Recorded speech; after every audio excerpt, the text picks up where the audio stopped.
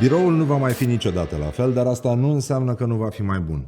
Pandemia a schimbat foarte multe, a schimbat felul în care lucrăm și mai ales ne-a adus față în față cu o întrebare extrem de importantă, și anume pentru ce și mai ales cum mai mergem la birou. Sunt Răzvan Exarhu și te invit pe canalul Colliers pentru un podcast nou despre viitorul biroului. Bonjour, bine v-am găsit la podcastul numit Biroul Viitorului. Și dacă spunem viitorul biroului, vorbim și despre Colliers și de asta avem aici un reprezentant Colliers, cât se poate de reprezentant. Are și o funcție foarte, e o funcție redusă, să spunem, în amplitudine, dar partner and head of Office 360. Adică ai o singură carte de vizită. Da, într-adevăr. Sunt colegii ai tăi care au nevoie de 2, chiar 3 cărți de vizită pentru...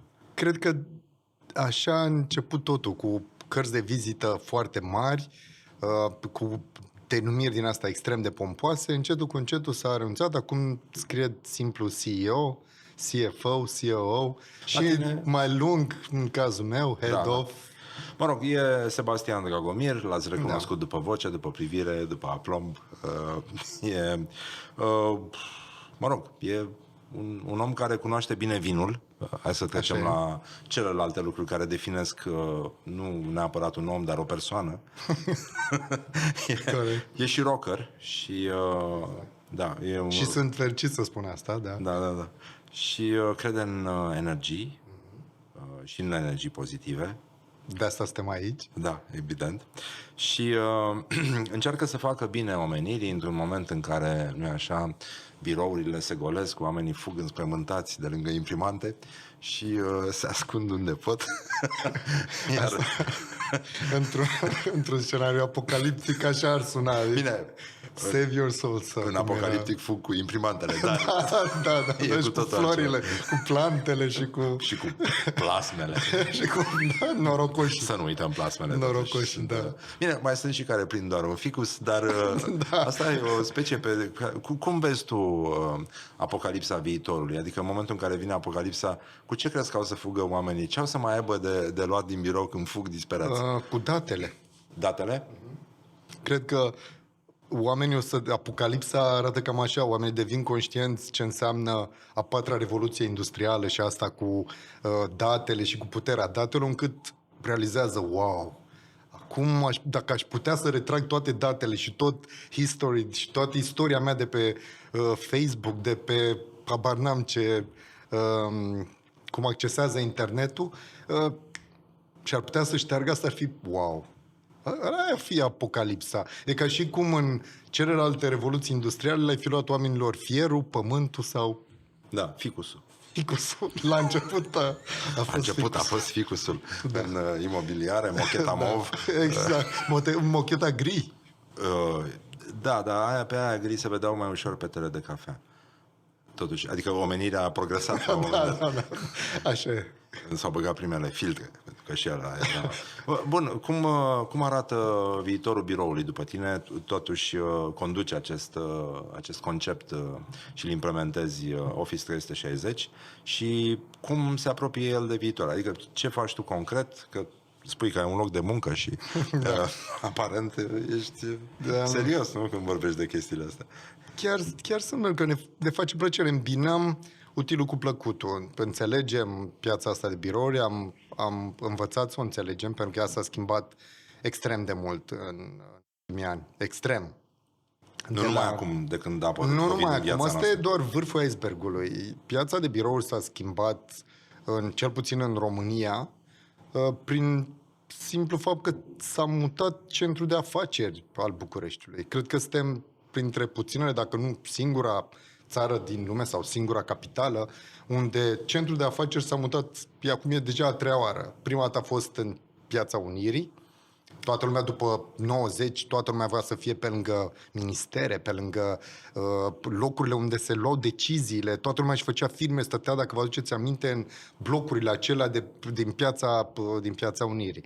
Încetul cu încetul, spre 2000, spre 2005, s-a mutat în Piața Victoriei. Și atunci, cu eforturile unor dezvoltatori de a construi clădiri în zona aia și de a o face mult mai atractivă. Era foarte bine pentru că toată lumea putea să ajungă repede de oriunde din București. Traficul nu era nici pe departe cel din 2008. Și a treia oară s-a mutat în Floreasca Barbu Văcărescu, unde a explodat, a crescut numărul de clădiri, toți oamenii s-au repezit acolo, companiile își doreau să fie vizibile, aveai un loc deschis în care puteai să-ți pui logo-ul și să fii vizibil și toată lumea să știe unde ești, față de Piața Victoriei, unde erai înconjurat până la urmă de guvern și de zona unde întotdeauna se strângeau cei care manifestau pro sau contra intereselor. Și taximetriștii. Și taximetriști. Seara, noaptea. Bun, și ce se schimbă? S-au schimbat locurile. S-au schimbat locurile, s-au schimbat generațiile. Dacă în anii trecuți vorbeam despre până în 2005-2010 vorbeam despre generația X, care era la putere, erau cei care au terminat liceul prin 89-90 și care erau citiți și care, în schimb, aveau un anumit tip de gândire, erau cei care luau deciziile în perioada aceea. După 2005-2010 a crescut numărul celor din generația Y, milenialii, au venit și au început să pună presiuni pe locul unde companiile mergeau.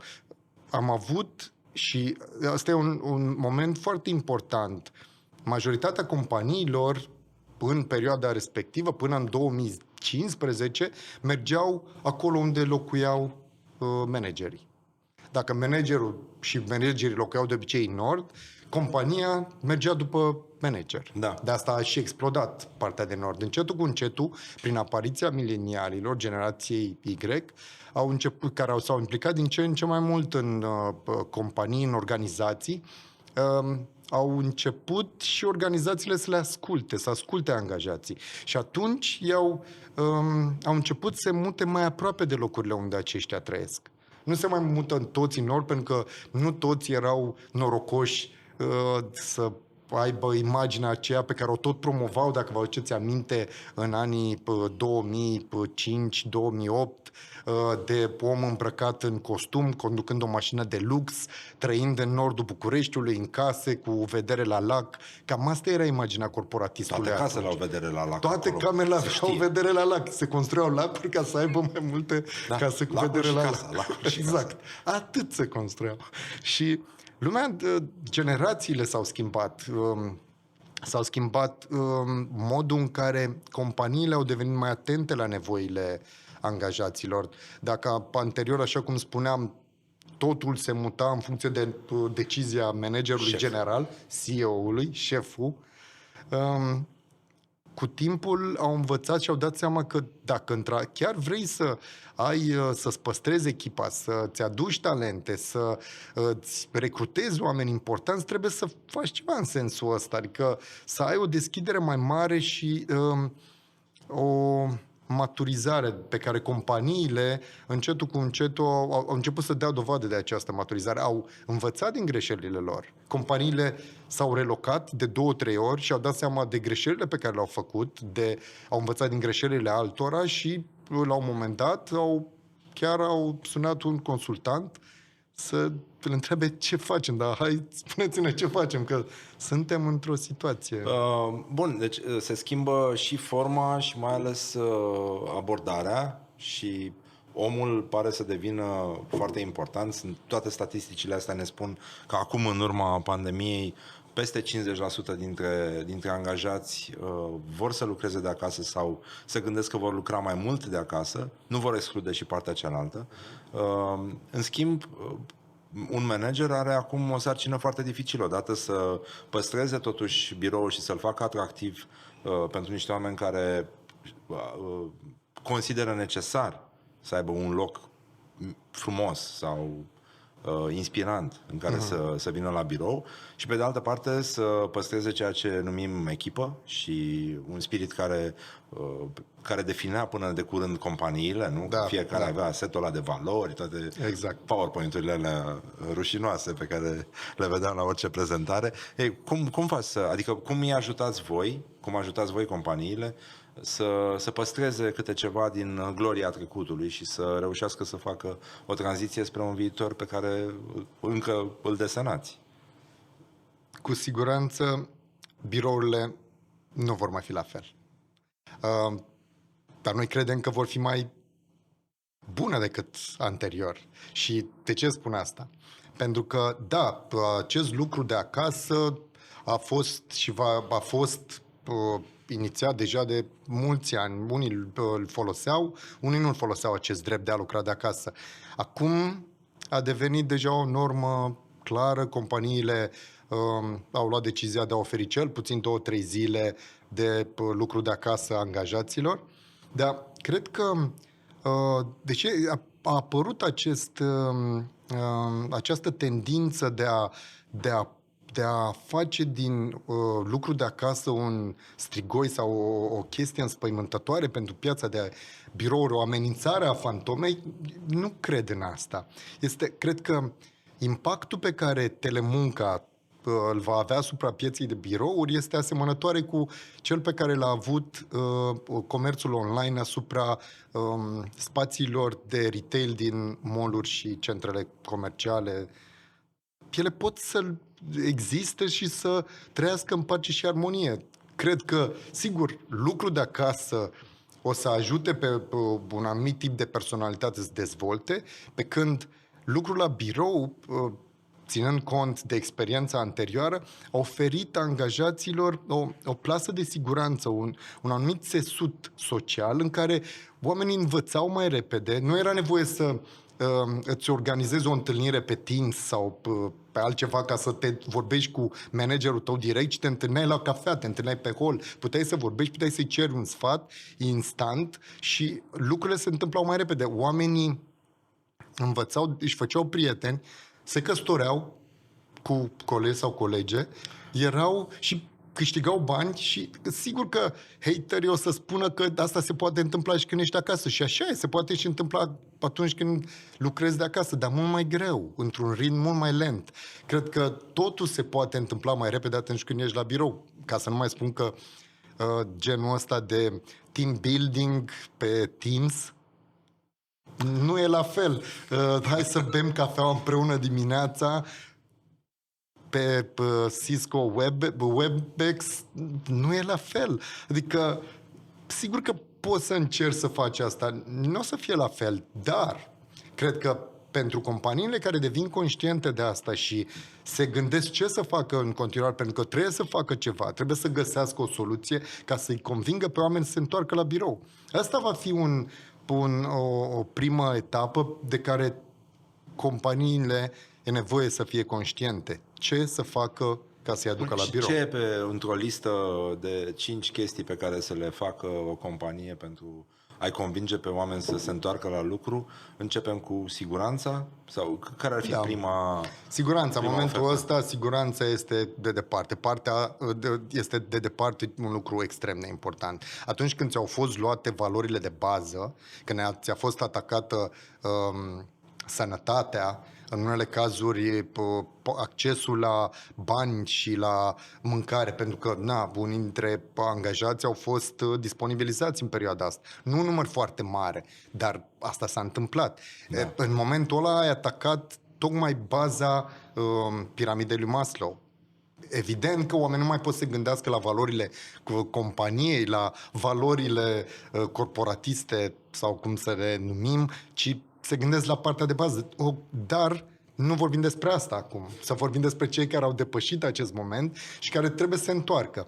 Companiile trebuie să facă ceva în sensul ăsta. Și, în primul rând, e bine să înțeleagă echipele pe care le au. Pentru că, în multe cazuri, e nevoie să gândească prin prisma echipei ce vor să obțină de la echipe în perioada în care se reîntorc și să vadă cum să funcționeze în sistem hibrid. Unii vor lucra de acasă și unii vor lucra de la birou. Pentru că și asta e un lucru foarte important. Nu o să mai fie la fel, nu o să mai toată echipa la birou și toată unii acasă, toată echipa acasă, cum e cazul actual în care majoritatea lucrează de acasă.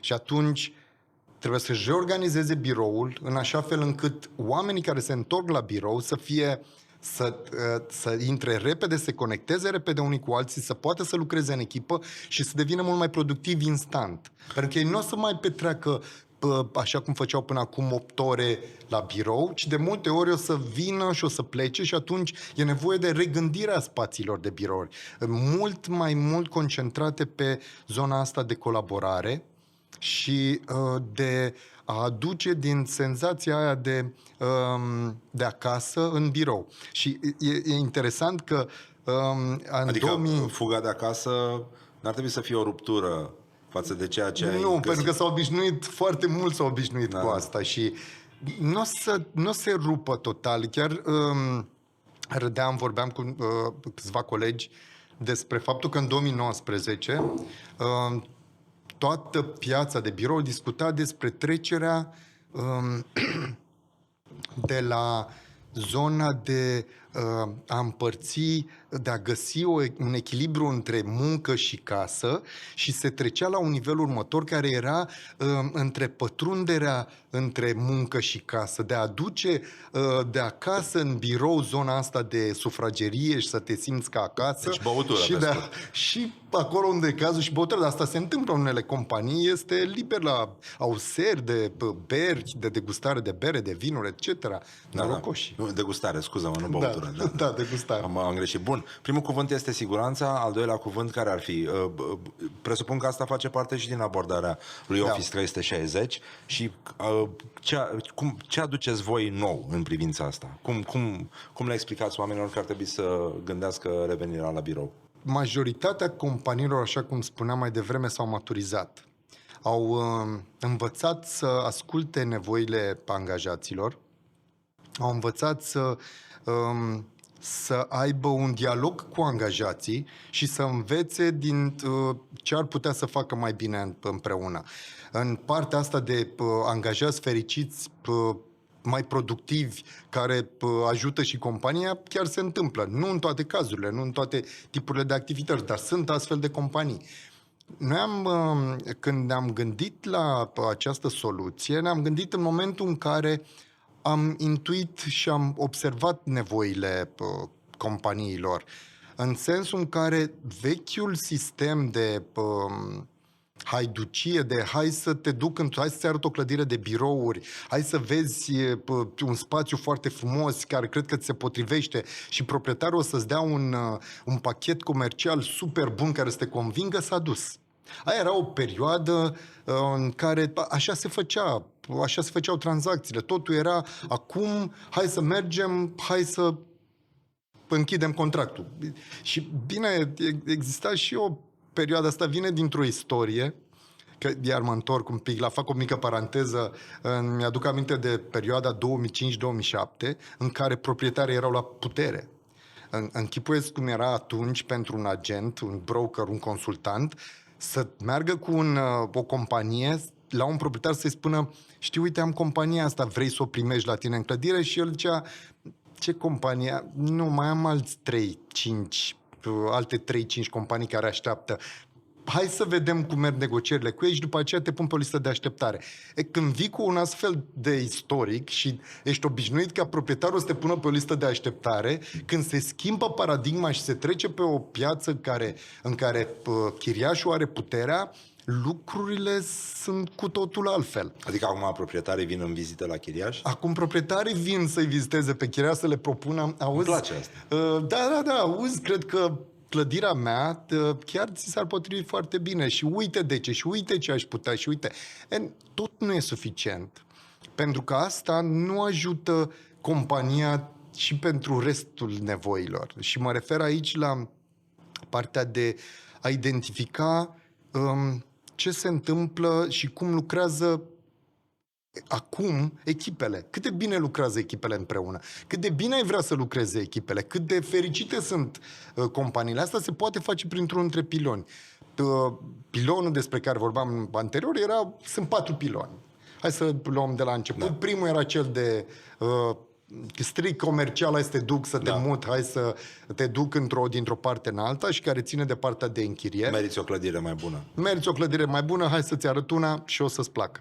A doua este cea în care gândim din punct de vedere al designului, dar și al părții tehnice a clădirii. Atunci când compari două clădiri, nu mai e suficient doar să te uiți la câți bani îți dă, care e chiria pe care ți-o propune un proprietar sau ce o vezi din altă perspectivă.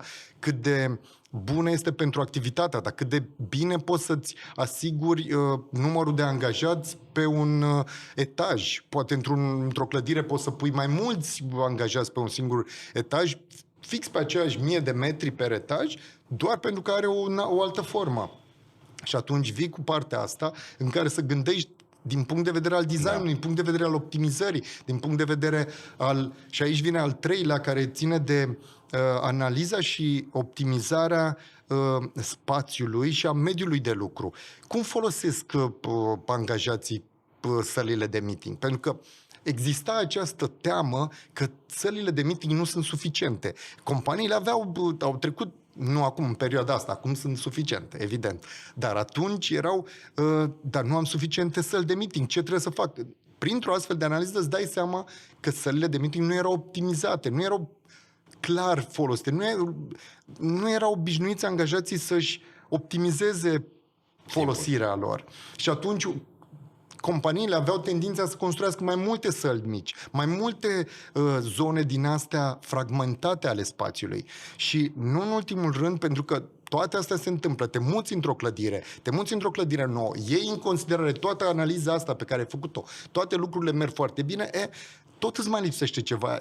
Și aici vine partea de managementul schimbării. Pentru că nu e suficient să-i pui pe oameni acolo, e cel de-al patrulea pilon. Nu e suficient să-i pui pe oameni acolo pentru că vii și înveți cum să folosească noul spațiu de lucru. Gândește-te că ai un mix de generații în spațiu. Fiecare gândește altfel relația cu spațiu prin partea asta de analiză și de optimizare și a relației cu mediului de lucru. Îți dai seama cum folosește fiecare generație, de ce cei care sunt în jur de 50 de ani au tendința să își folosească, dau un exemplu statistic, evident, biroul și să și-l personalizeze. Vreau să fie biroul meu, vreau să știu că în fiecare zi când mă duc la serviciu am biroul meu și aici îmi pun laptopul, aici am fotografia cu familia, aici habar n-am o amintire dragă dintr-o vacanță. Biscuiții, cafeaua, cana de cafea pe care o uit și o las să o spăl mâine dimineață. Deci toate lucrurile astea se întâmplă. Și vii cu o altă generație, generația Y și generația Z, care vor să aibă panouri și televizoare și peste tot se poate conecta de pe telefon la ecranul ăsta și dacă vreau să-i arăt ceva, nu ți arăt de pe telefon, ci mă conectez și ți arăt aici. Toate astea trebuie îmbinate și optimizate și îmbinate în așa fel încât să scoți maximul din ele. Iar partea asta de schimbare vine tocmai ca să-i ajute să învețe să lucreze. După i-ai schimbat, i-ai dus într-o altă clădire care nu arată nici pe departe ca mizeria aia care era. Exact.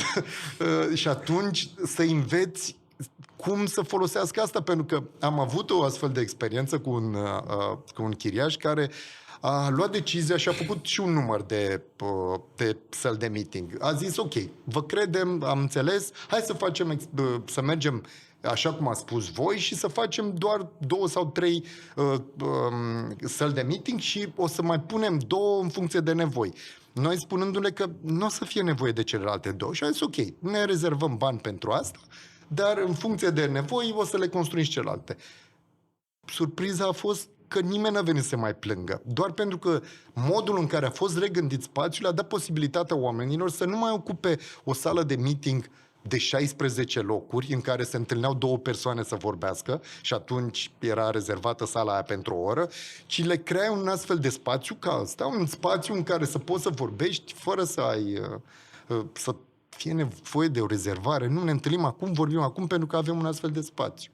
Sună frumos, pe de altă parte ce spui tu că faceți cu Office 360, se pare pentru companii ca o vizită la psiholog.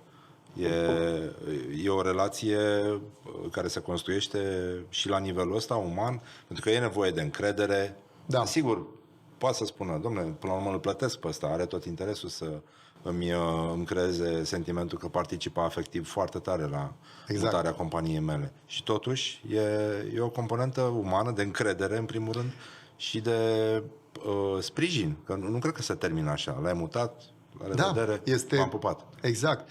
E nevoie de o implicare, dar de o implicare foarte activă în activitatea companiei, în sensul în care ai o relație directă cu managementul, dar și cu cei care sunt liderii informali din companie, în așa fel încât să înțelegi ce se întâmplă în compania și să te duci la partea aceea de valori profunde, de acel de ce despre care vorbea Simon Sinek în cărțile lui și doar așa poți să aduci să optimizezi.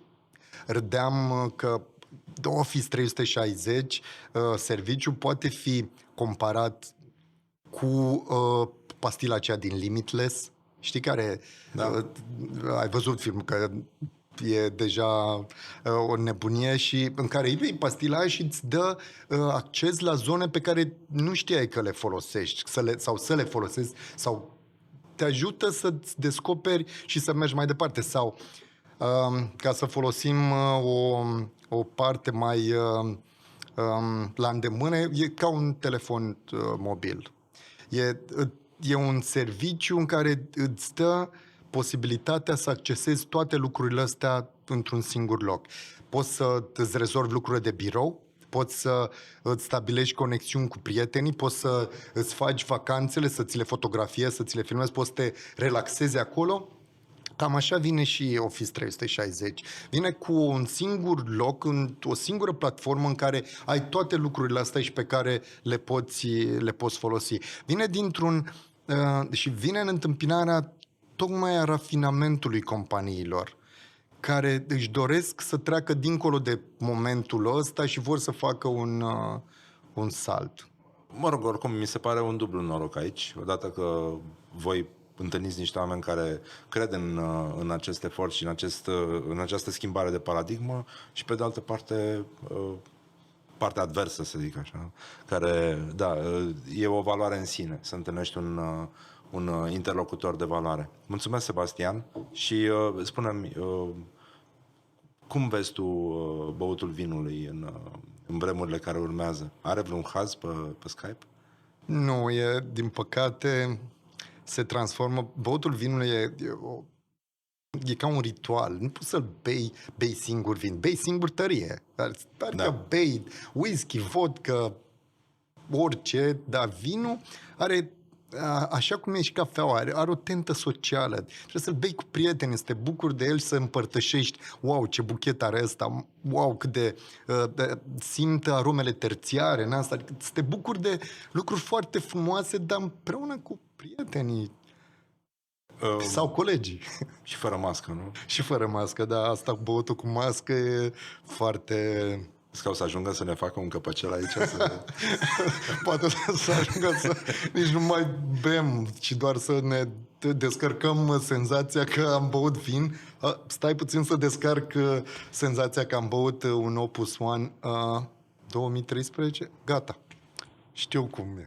Nu mai trebuie să ajungem acolo. Nu mai trebuie să beau, că asta afectează condusul, etc. Abia asta e dictatură. Asta e Big Brother, ce spui tu. Exact. Mulțumesc, Sebastian. Mulțumesc și să vină ani buni și proiecte așa frumoase. Da, cam așa. Vă mulțumim și vouă.